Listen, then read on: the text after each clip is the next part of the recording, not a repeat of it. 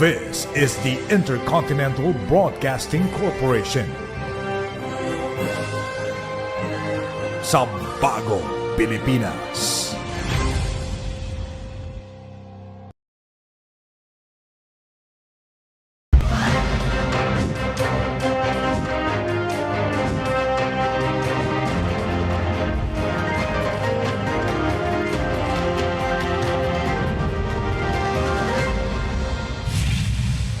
Good evening. This is 13 News. Let's get into the headlines right now.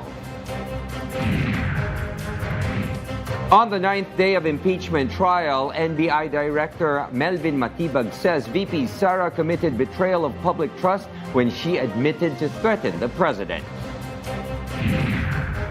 The United States reaffirms its defense commitment with the Philippines following U.S. Secretary of State Marco Rubio's meeting with President Marcos Jr.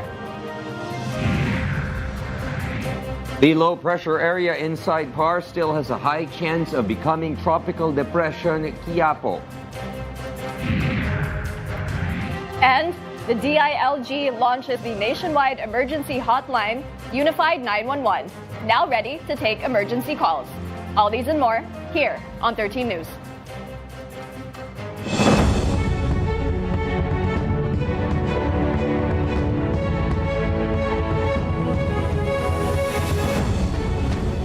On the 9th day of Vice President Sara Duterte's impeachment trial, the defense continued its cross-examination of NBI Director Melvin Matibag, who stood by his testimony on the alleged assassination plot.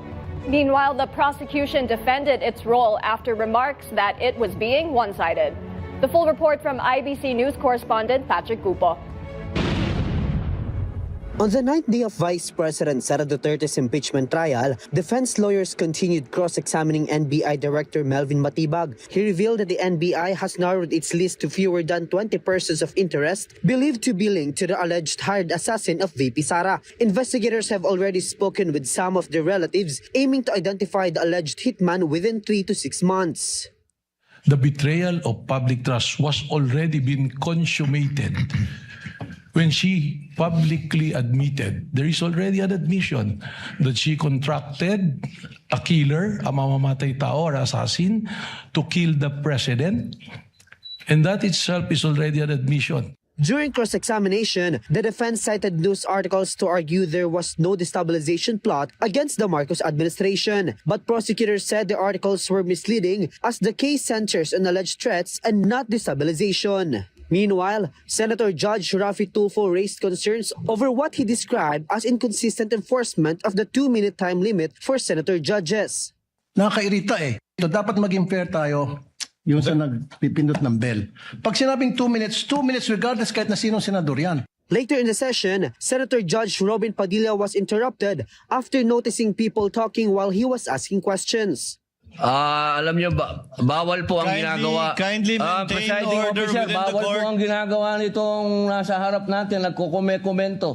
Meanwhile, the House prosecution panel pushed back against Padilla's remarks that the prosecution appears to be one-sided. They maintain that if there is anyone who must remain free from bias, it should be the senator judges who will decide the fate of the vice president. Kaya merong prosecution is to establish the case. Kaya may defense is to defend the innocence of the respondent, no? So, it is very much anticipated that the prosecution is biased towards presenting the case. The one being judged here is not only the vice president. The judges also are being judged by the public. Next week, there will be no trials on Monday, July 27 and Tuesday, July 28 due to SONA. The trial proceedings will resume on July 29, adjusted to a morning schedule from 10 a.m. to 3 p.m. It will move to the alleged anomalous use of confidential funds of the Office of the Vice President and the Department of Education. Patrick Gupo, IBC News. President Ferdinand Marcos Jr. met with U.S. Secretary of State Marco Rubio at Malacanang, reaffirming the United States' commitment to the Philippines amid tensions in the West Philippine Sea. Meanwhile, the armed forces of the Philippines and Philippine Coast Guard reject China's claims over the Ayungin Shoal incident. insisting the Philippines needs no foreign permission to operate within its own waters. IBC News correspondent Victor Liantino has the report. U.S. Secretary of State Marco Rubio paid a courtesy call on President Ferdinand Marcos Jr. at Malacanang and discussed issues in the West Philippine Sea and the ongoing aggressive action of China. Rubio assured the Philippines of relentless support from the U.S. when it comes to defense and economy. There really are a great many issues that have to be dealt with, and I'm glad that you have had this opportunity to at least engage and have some exchanges. We're glad to be with you here today and to reaffirm that relationship and our commitment to the U.S.-Philippines relationship. The PCG and the Armed Forces of the Philippines are fiercely rejecting Beijing's claim that it allowed the medical evacuation of 2 injured Philippine Navy personnel, stressing that the Philippines will never seek permission from China to conduct medical evacuations within its own territory, and that Beijing's narrative is nothing but a pure propaganda. This is an act of barbarism. This is an act of a pirate. This is very uncalled for. What they're doing is harming people and also jeopardizing the safety of our personnel as well. The AFP backed the Coast Guard, maintaining that the Philippines does not need approval of any foreign nation to move within its exclusive economic zone. Despite the interference, the 2 injured Navy personnel were safely transported by PCG vessel to Ulugan Bay in Palawan. Victor Liantino, IBC News. President Ferdinand R. Marcos Jr. has reaffirmed his administration's commitment to hold the first ever Bangsamoro parliamentary elections on September 14. The president also announced billions of pesos in assistance and development programs to communities across Bangsamoro regions during his visit in Maguindanao del Norte. Let's hear the full report from IBC correspondent Harley Valbuena. We will push through with the second Monday of September of the coming September, and to finally achieve our dream, our goal of being able to say that we have a duly elected parliament in the Bangsamoro Autonomous Region of Muslim Mindanao. This is the assurance of President Ferdinand R. Marcos Jr. regarding the first BARM parliamentary elections, which will be held on September 14, 2026. During the BARM Convergence Program at the Philippine Army Headquarters in Datu Odin Sinswat, Maguindanao del Norte, the President acknowledged that there is still much to be done before peace, stability, and prosperity are fully achieved in BARM. This is why he approved the amendments to the Bangsamoro Organic Law, which also paved the way for the resetting of the BARM elections to the second Monday of September. These provide the necessary legal and administrative adjustments to ensure an orderly, credible, and inclusive electoral process. The Chief Executive also committed to continuing to preserve the religious and cultural traditions of the Muslim community, along with the implementation of the Iftar program. The Bawat Bayan Makikinabang program was also launched in Maguindanao del Norte, where a total of 3.4 billion pesos worth of assistance and service was provided. This includes 433 million pesos in financial assistance for the priority local development projects of LGUs in BARM under the Social Civic Projects Fund. Educational assistance was also given to presidential scholars. According to President Marcos Jr., from April to July this year, almost 7 billion pesos worth of assistance had already been distributed to 34,800 barangays under the BBM program. Harley Valbuena, IBC News.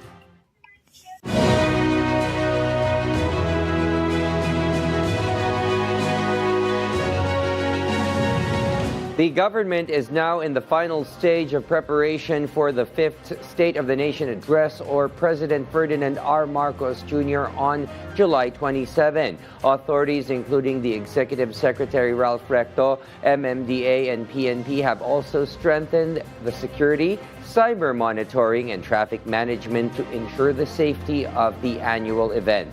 IBC News correspondent Bea Peniza has more.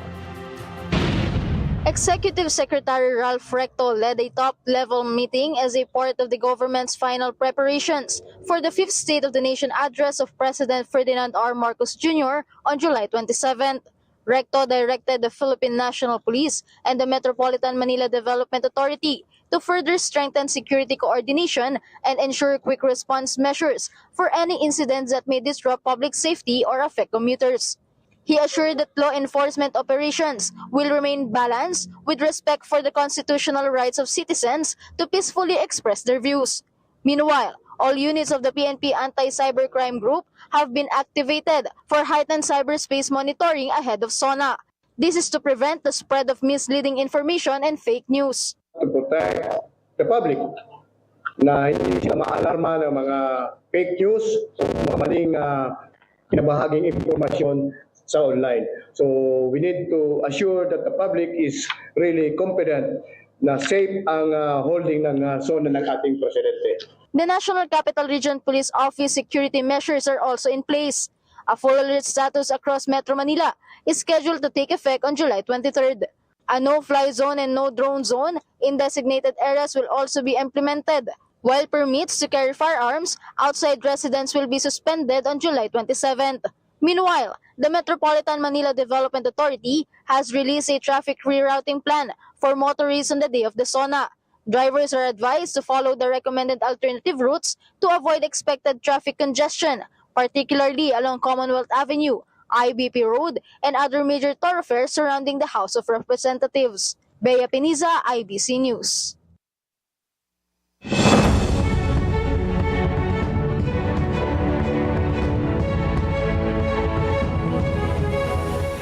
The impeachment trial of Vice President Sara Duterte continued, with the NBI narrowing its list of persons of interest in the alleged hired assassin case.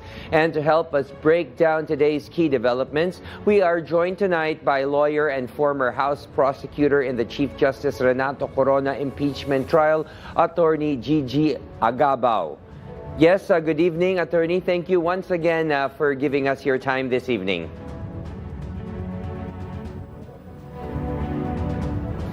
Yes, Attorney, good evening. NBI Director Melvin Matibag revealed today that investigators have narrowed their list to fewer than 20 persons of interest linked to the alleged hired assassin and hope to identify the suspect within 3 to 6 months.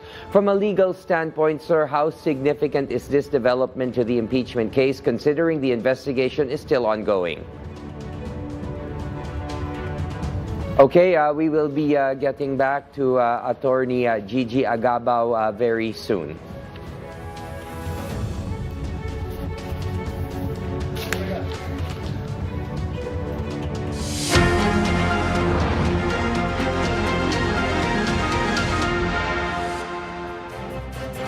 The low-pressure area inside the Philippine Area of Responsibility still has a high chance of becoming a tropical depression. According to Pag-asa, the LPA was last spotted 94 kilometers east of southeastern Luzon, and it is expected to become a tropical depression within 24 hours and will be named Quiapo. It will move northwest or heading towards northern Luzon this Friday until Saturday. For now, until tomorrow, the trough of LPA will bring cloudy skies with scattered rains and thunderstorms over the Bicol region, eastern Visayas, and Romblon. Meanwhile, the southwest monsoon still prevails over Mindanao, western Visayas, Negros Island region, central Visayas, and Palawan, bringing cloudy skies with scattered rains. Here in Metro Manila and the rest of Luzon, expect partly cloudy to cloudy skies with isolated rain showers or thunderstorms due to localized thunderstorms. Coming up next, amid growing public debate, Dole expresses support for the Pax Silica development. Stay tuned. This is 13 News.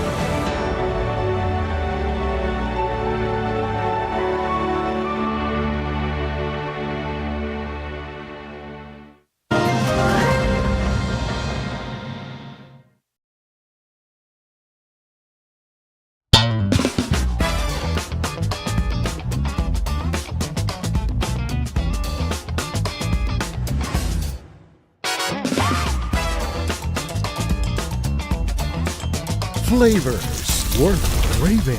Stories made to inspire. Restaurant every Friday at 4 p.m. on IBC 13.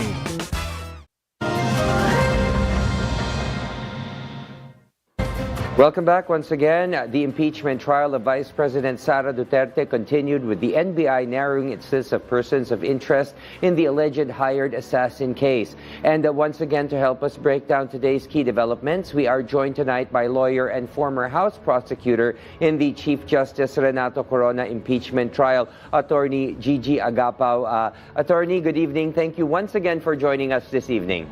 Good evening, William, and good evening to everyone.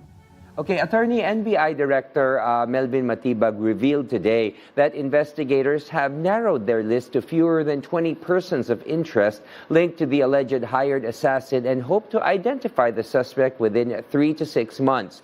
From a legal standpoint, how significant is this development to the impeachment case, considering that the investigation is still ongoing, sir? Well, as far as the national security angle is concerned, I think that's important. I think that the NBI has to go into the bottom of these things and try to find out if there are really elements that have been in touch, that if there have been people that the Vice President have been in touch related to the threat, to kill the President. But from the viewpoint of the impeachment, I think that's not essential. The one piece of evidence that have been proven over the 9 days that the prosecution have presented their evidence is the fact that there have been a threat made, and that threat has been authenticated and has not been refuted. Now, whether there was in fact an assassin is beside the point. I think the elements of grave threat have been sufficiently established. And this grave threat underpins the charge of betrayal of public trust. By and large, I think they have sufficiently established their case. Okay, and with the impeachment trial set to resume on July 29 and shift its focus to the alleged misuse of confidential funds, how could this next phase change the direction of the trial, and what key legal issues should the public watch out for? Well, I think this would be a completely different tenor. The pieces of evidence that will be presented would not be testimonial, unlike in Article 4, where the investigations made by the NBI consisted largely of the testimonies of the NBI, Kalilung, and Attorney Lotok.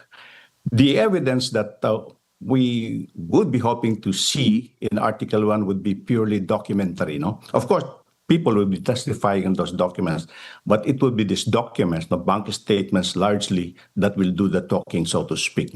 So yes, this will be a completely different picture, and I hope it becomes interesting because most of the testimonies, I imagine, would be on figures and amounts. Okay, thank you again very much, Attorney Agapao, for your time this evening. Thank you, William. Thank you for having me. Thanks. The Department of Labor and Employment, or DOLE, fully supports the U.S.-led Pac Silica initiative, which has huge potential to provide jobs to Filipinos.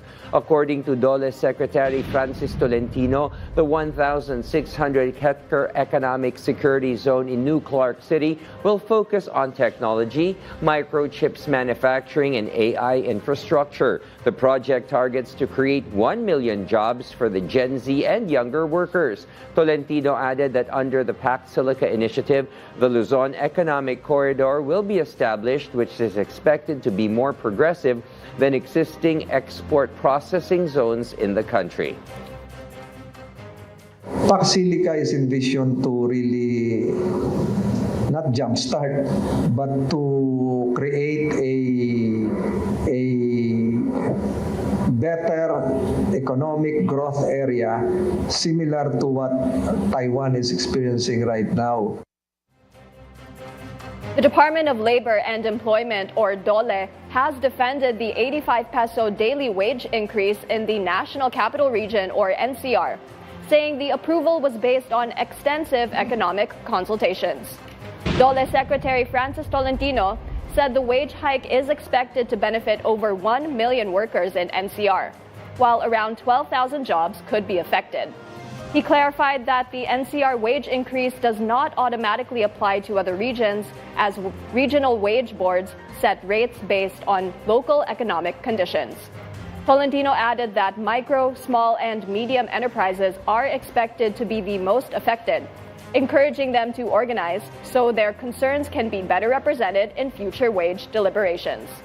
To ease the impact on businesses, Dole said eligible establishments have 75 days to apply for exemption from the wage order while implementing their proper assistance. Ang Dole po ay pwedeng magbigay ng mga kagamitan nila, pondohan yung kagamitan nila para yung panggamit nila ng capitalization ay magamit sa pagbigay noong wage adjustments. During the post-ministerial conference for the 59th ASEAN Foreign Ministers meeting, the United States provided an update on the U.S.-Iran situation. The remarks came after ASEAN ministers issued a joint statement urging Iran and U.S. to de-escalate tensions and work towards restoring the ceasefire. U.S. Secretary of State Marco Rubio said Iran's attempts to control passage through the Strait of Hormuz are inconsistent with the principle of freedom of navigation. In the Middle East, where a nation state can decide that they are going to control an international waterway, charge a toll, and if you don't pay them, blow up your ships, we have created a very dangerous precedent, which will repeat itself in other parts of the world.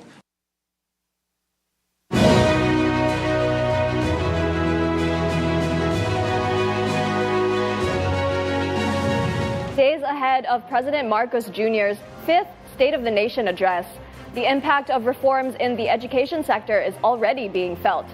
The president ensured the welfare of millions of students through feeding programs, distribution of iPads and laptops, as well as the awarding of cash grants to presidential scholars in almost 3,000 barangays. IBC correspondent Ezra Abad has the details of the president's accomplishments.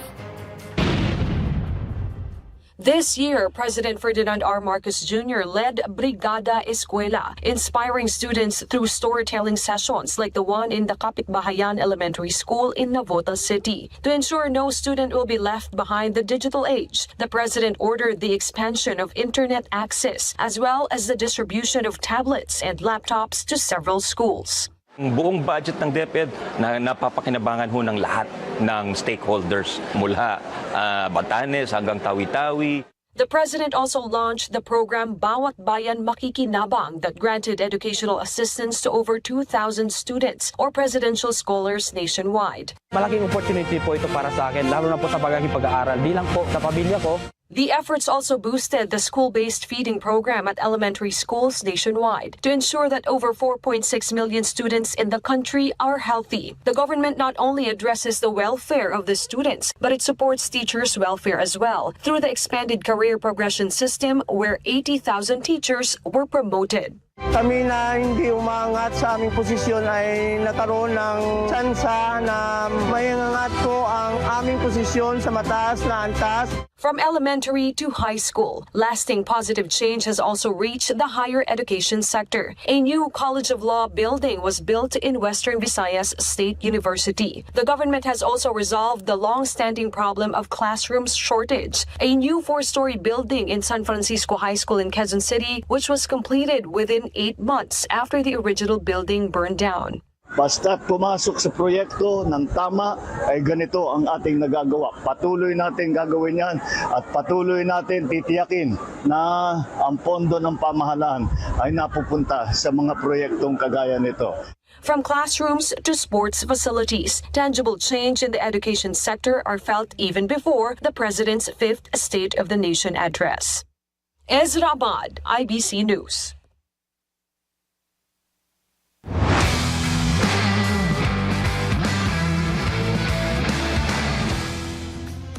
The Gilas Pilipinas 3x3 men capped off a remarkable campaign by securing a spot in the 2026 FIBA 3x3 Under-23 World Cup. The Philippines clinched its qualification after defeating Japan, New Zealand, Belarus, Singapore, and Malaysia to finish with 520 points in the tournament held in Malaysia. The national team now sets its sights on competing against the world's best from September 15 to 19 in Wuhan, China.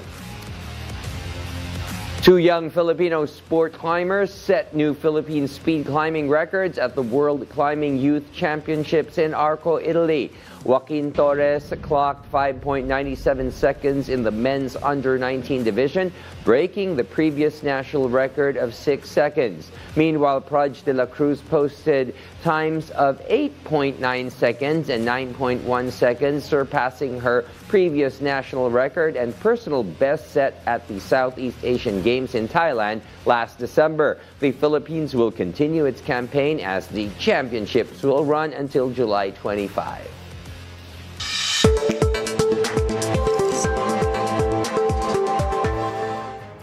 Ten teams of IT developers emerged as finalists in the Department of Information and Communication Technology's eGov Hackathon. The finalists were recognized for their digital solutions designed to enhance the eGov Super App and improve the delivery of government services. Among the finalists are Gabay Med and eAgas, which aim to create a unified healthcare system that connects the eGov app with clinics and hospitals across the country. Meanwhile, Isalba is an SOS reporting system designed to help rescue teams locate victims even in areas with no signal during disasters. Lastly, eGuide is a unified government platform that provides real-time updates on MRT and LRT operations, as well as EDSA busway services.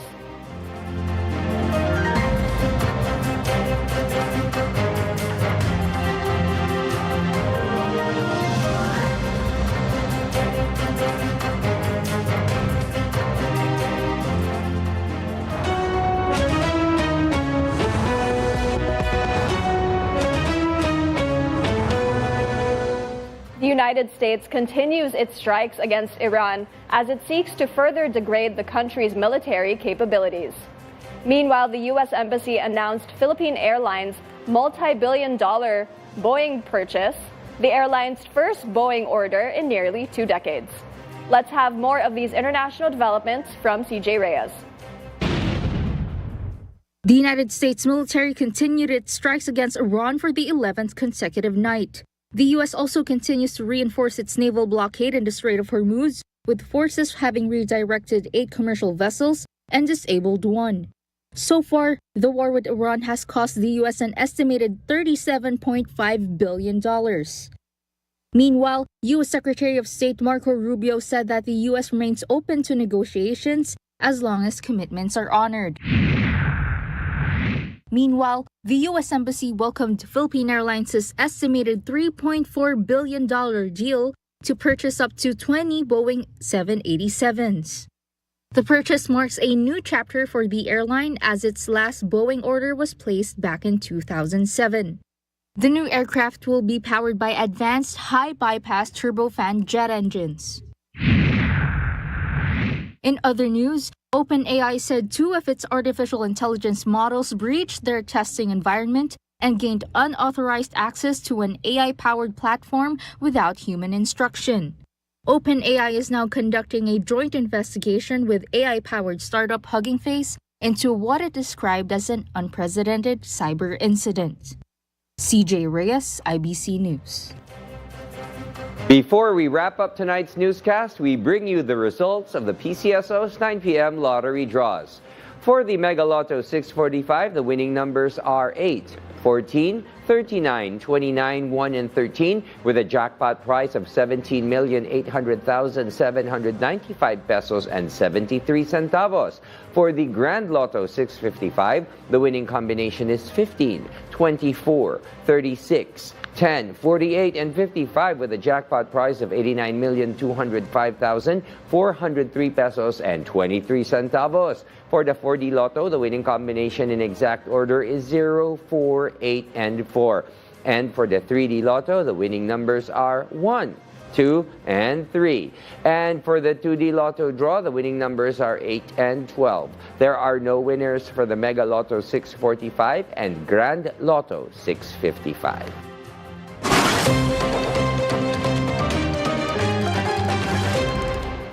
Tomorrow, the Department of Transportation will continue to provide free rides amid Manibella's transport strike. The agency has deployed vehicles to cover round-trip routes, including Welcome Rotonda to Fairview, Recto to Cubao, Quiapo to Cubao, Quiapo to Fairview, Calentong to Pasig Palenque, and Parañaque Integrated Terminal Exchange to Lawton.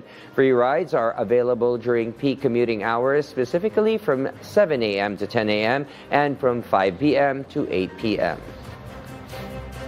By the way, William, the Unified 911 hotline has just been launched tonight at the Mall of Asia Globe Grounds in Pasay City. The newly launched and activated Unified 911 hotline is expected to be fully available to receive emergency calls. The service allows the public to call for report of emergencies such as fires, road accidents, medical emergencies, and other incidents requiring immediate response. Authorities are encouraging the public to use the hotline responsibly and only for genuine emergencies. Yes, Angela, this is one of the best news that I've heard so far because honestly, you don't know when an emergency will strike. So I think it gives people peace of mind that there's somebody to call. And yes, and we'll it's get very their easy instant. to remember. Yes. And those were the latest from the IBC Newsroom this evening. We'll continue to monitor the stories that matter and give you updates as they develop. I'm Angela C. And I'm William Thio. This is 30 News. Thank you for watching, everyone.